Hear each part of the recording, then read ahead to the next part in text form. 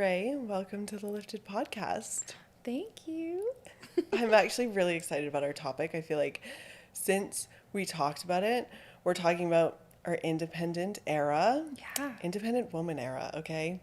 Preach. Since we since we talked about it, I feel like I've literally just been thinking about it the whole time because I definitely feel like I can relate to that, just being in that. So how did you come about this? How did this start? How did your independent woman era and being like financially independent, how did it start?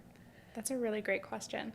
So it goes back to like when I was like single digits is what I can remember. Like I remember being like 8 years old and like knowing I didn't come from like the most well-off family. Like we had everything we needed, don't get me wrong, and my family's like amazing people, but like we didn't have anything extravagant. We always had food, but like I remember thinking like my friends would go on family vacations and I wanted that so bad. I didn't go on an airplane until I was 16. So I was like, what is that going to be like? Like the only way that I can do this is if I do it myself.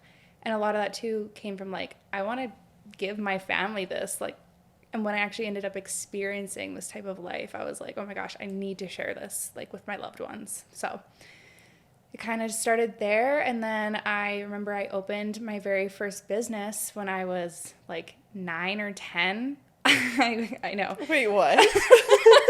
I really, really, really wanted, I think it was like ballet shoes. I was in a ballet class and I really wanted these new ballet shoes. And my mom was like, yeah, you gotta work for it if you want it. And I was like, okay, sounds good. So I went around after school door to door and I offered to pick up people's dog poop in their yard for like $10. And I actually had like, I did this for like 2 years. I had like actual clientele from this. Like Talk about business. yeah, I would go Seriously. like after school for like 2 hours and just go pooper scoop. It was great. Worth it. Worth it. And then yeah, after that I was just like, man, I got my ballet shoes and I was like, this felt really good. And it just kind of spiraled from there. You're like, I will buy my own shoes. Yeah. Like, I don't need someone to buy me shoes. Yeah, I don't want to burden anybody else. Like if I want it, I got it. Like I'm going to work so hard for this and here we are. Wow, so that's how it all started. Pooper scooping. At like 9. Yeah.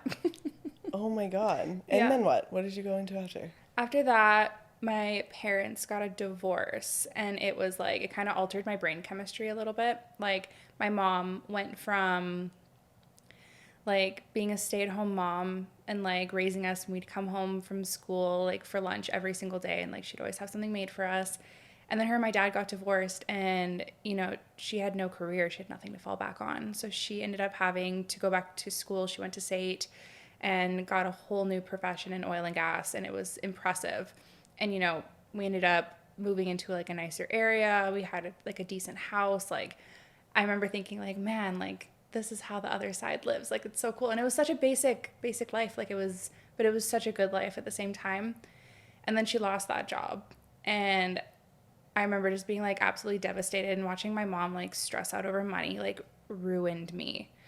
So I remember being like 13, being like, you know what, if I can get a job, I'm going to get a job. And my mom fought me. She's like, nope, you need to focus on school. And I was like, no, I'm going to get a job. And then I think one day I just started applying for jobs. I was in grade 9 and I went to Sobeys, like the grocery store. And I was like, I'm just going to apply. You had to be 15 to work there. So I lied on my resume and I said I was 15, but they assumed I was 16. So I got like a job working in the deli after school. And I didn't tell my mom for a little bit. And then I told her and she was like, okay, you can continue doing this. And then I don't know what it was, but I felt so much gratitude and relief. Like I didn't have to ask my mom for $25 to go on a field trip. I didn't have to ask her if I wanted a new pair of shoes.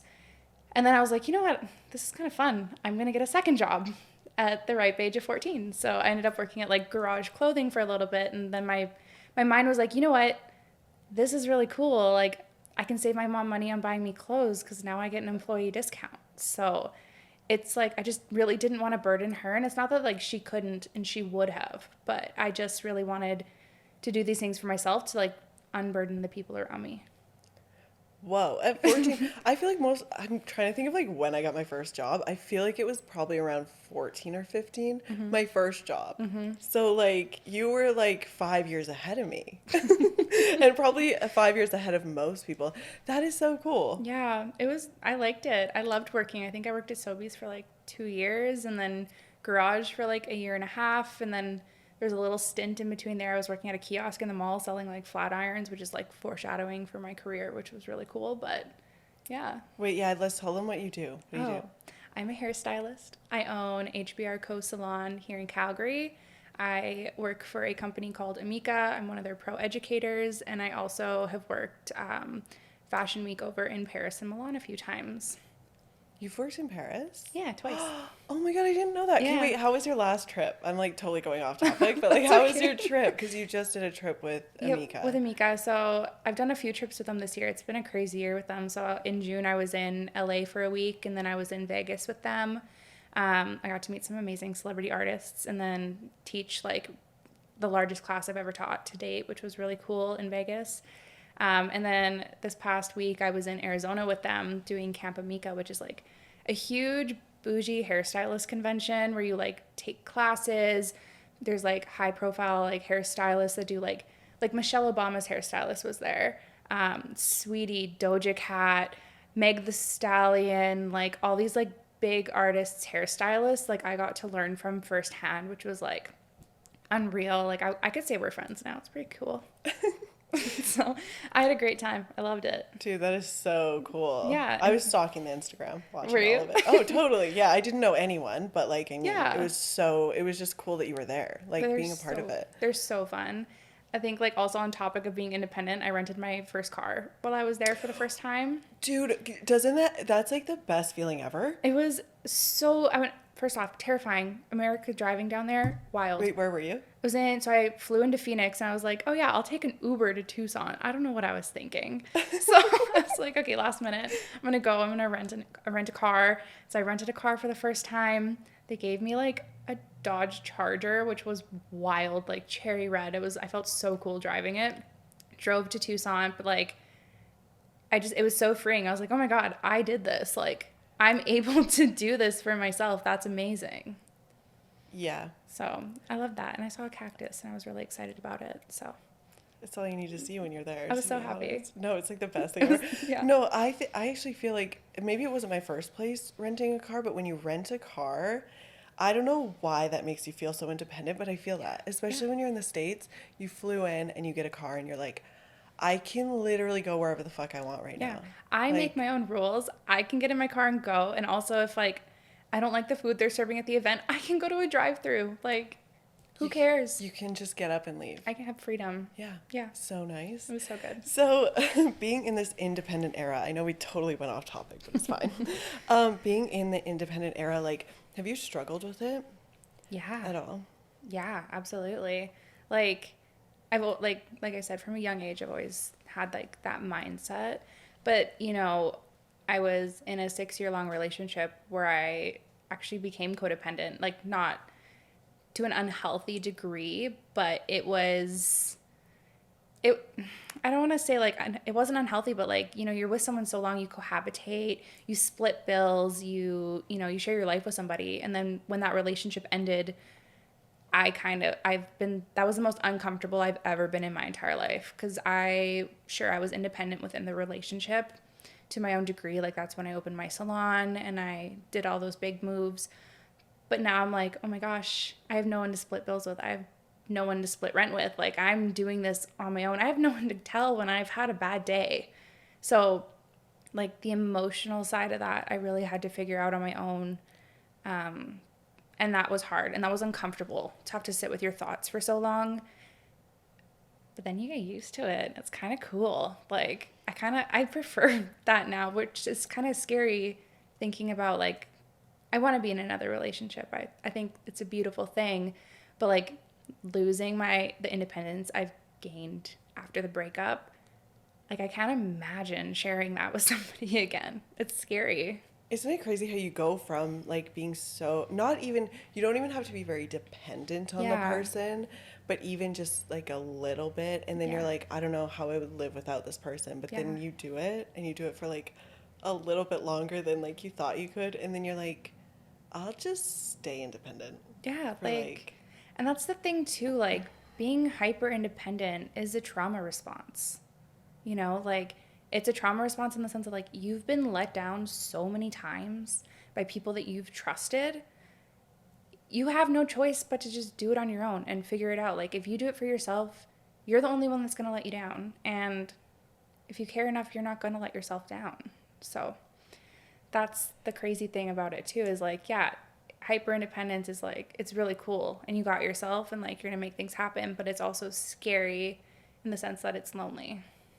do you feel like you because I know that I do this with business is like there's a lot of times when I'm like I could get someone else to do something, but I should just do it because Yeah, I was having that conversation today.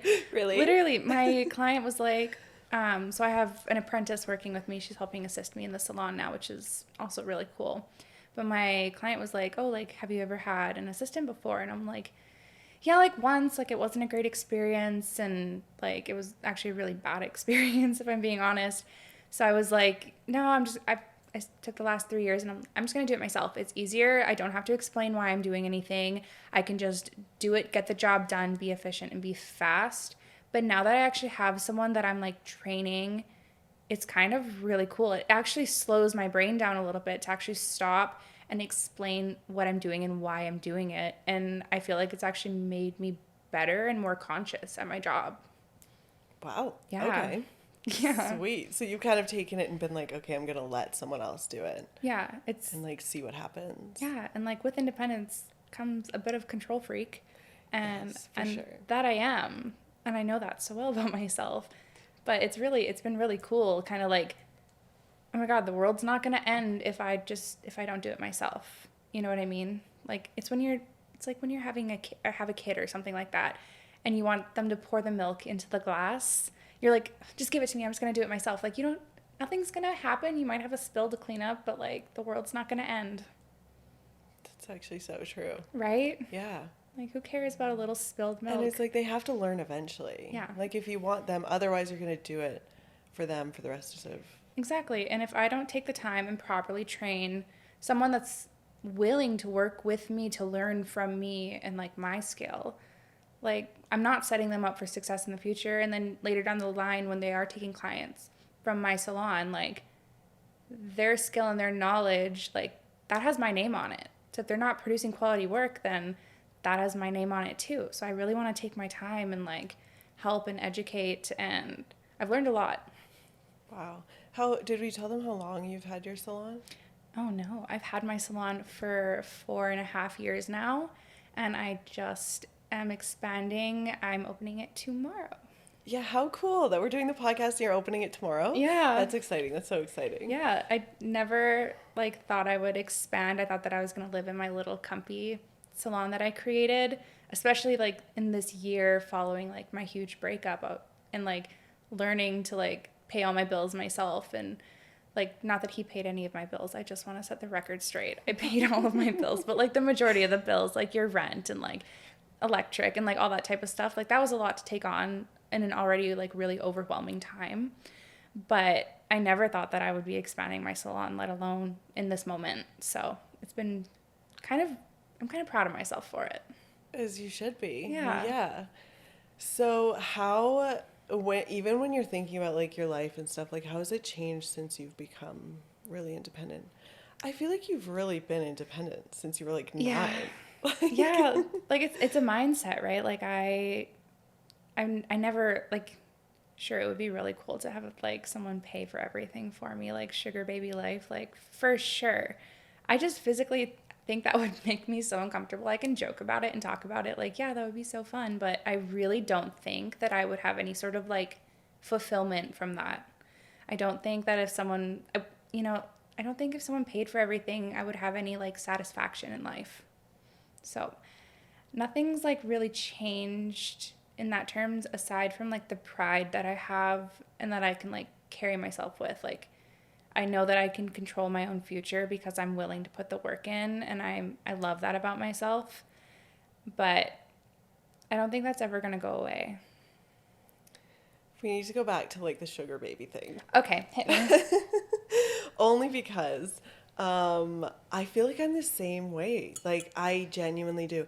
I think I would love that. Like I would love for someone to pay for everything, but I actually think I would be not okay with it. No, and like not to say sugar babies don't put in work, because trust me, they do. They do. They have to deal with a lot, I'm sure. Like honestly. Yeah. Like shout out to you guys, Like honestly. shout out the sugar babies. I'm jealous of you. Yeah. I just like I don't know. I don't know what I would even call it. Like have you heard of a pay pig before? Like that sounds nice. Like don't talk to me. what? A pay pig? What is this? So it's like Tell me. it's like a guy that just like gets off on like sending girls money. So like there I follow some weird stuff on TikTok, y'all. But like there's the whole genre of girls and they're just like they find these guys or these guys find them. All they do is like pay them money just for like a singular text message. They don't have to go on dates with them. They don't have to sleep with them. They don't even have to like look at them if they're in public. Like they don't meet up. The guy literally just sends the money and carries on with his life and he gets off on that. That would be what I want. Yeah, wait, what? Yeah. That I didn't even know that was a thing. Yeah, I think it's like I don't know if it's FinDom, like financial dominance or whatever, but like pay pig. That's my dream life. Wow. Yeah. Okay, yeah, just find some of those. Just find one of those. But Text also, them in the morning, hey. not even that. You never reach out to them first. Really? Oh, they never. just... If they want your attention, they're sending you like a bag. Yeah. And then you're like, Wow. what do you want? After they send you like $1,200. Send me something, then I'll answer my text. Yeah, literally. Wow, okay, Yeah. cool. Learn something new every day. Yeah, seriously. You could make a whole business out of that. You wouldn't even have to work, I'm sure, if you could find, yeah. Yeah. Wow, okay. Yeah. Um, random, but we were talking about AI the other day, and we just think AI is going to take over all of like the whole relationship, like, Yeah. you know? We actually, though, there was a story I heard recently, and it was this girl, and she was talking to this, like, Hinge profile that she had met. And she, like, goes to meet up with this person, and he stands her up, and she, like does some digging. This person doesn't exist. This is an AI-generated photo. This is an AI-generated profile. Like, their messages were AI-generated. Like, I'm scared. I'm scared. That's so crazy.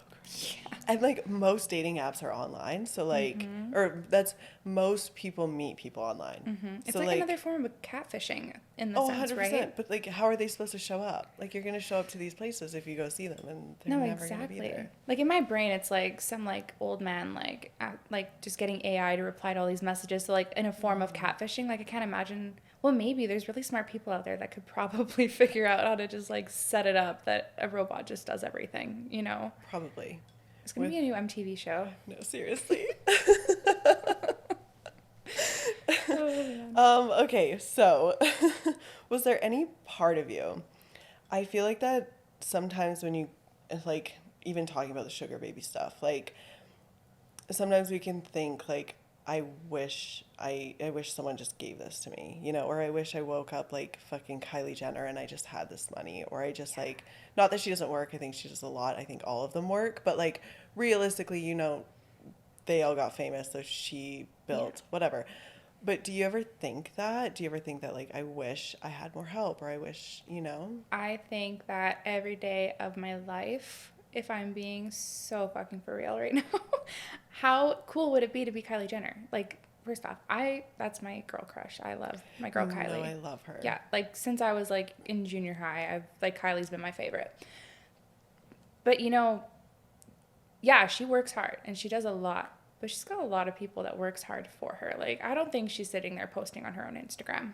You know, like that would be great. Like as a salon owner as well, like there's nothing worse than working like a 10-hour day in the salon, taking like before and after pictures of your clients, and then having to go home and like edit them into a collage or like make a reel about it. Like I love making reels. I've had like reels go like super viral, which is awesome. But like it's so much extra work. Like people are like, "Oh, you're just a hairstylist." Like, no. I do hair all day. I'm doing content. I'm doing like the bookkeeping. I'm like doing all these extra things, and then on top of that, like I'm managing staff, and luckily I have an amazing staff, but like you don't sleep. Like you don't I've woken up, especially with the expansion happening, like that's scary. I've woken up like dead out of my sleep, like sat up and like, why are you relaxing right now? There, you need to be stressing out about something. But on the other hand, like of course I would love to have been gifted a Porsche on my 16th birthday. That would have been amazing. I'm never gonna have that. Like that's not my life. That's never going to be my life. Maybe that would be my kid's life one day, but like they're gonna work for that shit too, you know? But no, I think I'm really happy with how things are. I love the gratitude I feel after I accomplish something. I love like the people that do help me. Like my mom and my brother, they were literally at the salon with me when I was building out my expansion until like 12 o'clock, 1 o'clock in the morning, just like helping me hang cabinets and like cut countertops, like things we've never done before, but we're just going to figure it out because like the world's not going to end if we screw it up. And I think that's really beautiful. Yeah, I mean, I think we all sometimes think that, like, oh, I wish I had this and I wish I grew up this way and whatever. But, like, you're right, just being like enjoying what you have Yeah. and enjoying like where because you've come really far with just even the even the expansion Yeah. within like not even a year of like you becoming completely financially. Independent. Yeah. Yeah. It's been really cool. And I've had so many people throughout my life like encourage me, and they're like, yeah, you got this. Anything you want, like you set your mind to, you can do it. And I think that's great. But I've also had a bunch of people been like, you're never going to own a salon. Like, you're not a good enough hairstylist. Like, all these like things, like, you're just not going to get there. Like, it's wishful thinking. And I think proving people wrong in a sense is also like maybe a little bit of a kink. I don't know. Like, I love it. It's literally something that pushes me every single day. Like, I'll hear in my brain, like, my old cosmetology teacher being like, you're never going to own a salon. You might as well just, like, get a job at Great Clips. I got a job at Great Clips when I was 16. I did great. I was almost managing that place by the time I left. So you're going to start somewhere, but if you're willing to put the work and the effort in, like, you're going to get there. And I love, love, love proving the haters wrong. It like lights a fire in you. Oh, does it ever? You're like, say it again. Yes. Like, tell me that one more time, and then you're like, I'll do it. Yeah, say it with your whole chest. Yeah. Yeah. That's actually cool. Yeah. I love that. I feel like a lot of business owners are kind of like that in the sense of like when someone says something, they're like, Bet. okay. Are you stubborn as a person? Yeah. Yeah. Yeah. Yeah. Big time. Same. But also like not in a sense. Like I love doing things for other people, but like when, you know, like things, I don't know how to explain this, but like if someone told me to like quit vaping, it would make me want to vape more, or quit smoking weed. That's going to make me want to smoke weed more. Like things have to be on my own terms. Like I will quit one day if that's something that I truly, truly want. But until I get to that point, there's nobody that's going to tell me otherwise unless I'm like literally on my deathbed. But like I have to come to these decisions myself. I've always been stubborn. It has to be your decision. It has to be on my terms always. Mm-hmm. Not saying like I'm going to be difficult in a relationship and everything has to be on my own terms, but like for my own personal life, things have to be on my terms. You're like, kind of though. Yep, but kind of. So I was supposed to ask this at the beginning, but now that we've been through everything and we've talked about being independent and, you know, being in our independent woman era, what does it mean to you? Like, why is it so important? It's just important for me to have control and security in my life. And if I don't have that, I feel like everything is just fuzzy and I feel anxious. So if I know that I have, you know, it's like a checklist. Like if everything's like checked off that I have to get done, I'm in control of that. I can carry on and I can have like a peaceful night after that. So it just means everything to me. It's something I'm never going to give up because it brings me mental sanity. Like, it's all I need to be mentally stable. Yeah. Yeah, I feel that. Yeah. So, um, being independent now, do you think you'll struggle going into relationships? Yeah. And it's like for that reason and like other reasons, obviously, like there's so many factors that go into these types of things. But going into my next relationship, I don't want to just date to date somebody. Like, sure, going on dates and stuff is fun. And like, how else do you get to know people? But like, I'm not just going to call someone my boyfriend just to break up with them after like 6 years of being together again. Like, that, like, although like every relationship has like so many great things and they taught you so many things about love and yourself, like beautiful moments, I won't take that for like I won't regret that for anything. But like, I know what I want in life also. And that goes back to the stubborn thing. Like, I know I want to be married. I know I'm going to be a great wife one day. I want to have kids. Like, I want to parent my kids differently than how my parents parented me, but then also bring and tie that in as well as how they parented me. So I'm excited. I'm nervous to start dating again, but when it happens, it happens. And I'll know when I feel it. I feel like you give off the energy of like you know what you want. And Like that really. scares people. It Oh terrifies my people. God. It literally terrifies I people. have been Yeah. ghosted so many times. And I'm at the point where I'm like, you know what? I'm not letting it get to me anymore. And it's always after what I tell people what I do for work. Really? Yeah, they're like, what do you do for work? And I just started telling people I'm an ice cream truck driver because I'm like, you don't need to know this. I find too, like, when I tell people, like, oh yeah, like, I work Fashion Week in Paris and Milan, and I travel with a company that sends me to all these really cool places, and I own my own salon and blah, blah, blah. Like, guys are scared of that. Like, they want, like, traditional women, but what are they bringing to the table that's traditional? You know what I mean? See, and I wouldn't think that, like, you wouldn't think they'd be scared of that because they're like, they probably want someone.